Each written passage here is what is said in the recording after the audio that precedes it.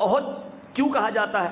احد ایک پہاڑ کا نام ہے، مدینہ منورہ سے 3 میل کے فاصلے پر ہے، اور چونکہ یہ واقعہ احد پہاڑ کے دامن میں ہی ہوا اس لیے اس کو غزوہ احد کہتے ہیں۔ نبی پاک علیہ الصلوۃ والسلام کا فرمان جس کا خلاصہ ہے، احد مجھ سے محبت کرتا ہے، میں احد سے محبت کرتا ہوں، یہ میرے ساتھ جنت میں جائے گا۔ اب یہ پہاڑ 9 میل لمبا پہاڑ ہے، بہت بڑا پہاڑ ہے، اللہ بار بار ہم سب کو جبل احد کی حاضری عطا فرمائے۔ تو اب یہ 9 میل لمبا پہاڑ جنت میں جائے گا، کیوں جائے گا؟ نبی پاک سے محبت کرتا ہے۔ علماء کہتے ہیں جب پتھر محبت کرے جنت میں جائے گا، عاشق رسول محبت کرے کیسے جنت میں نہیں جائے گا؟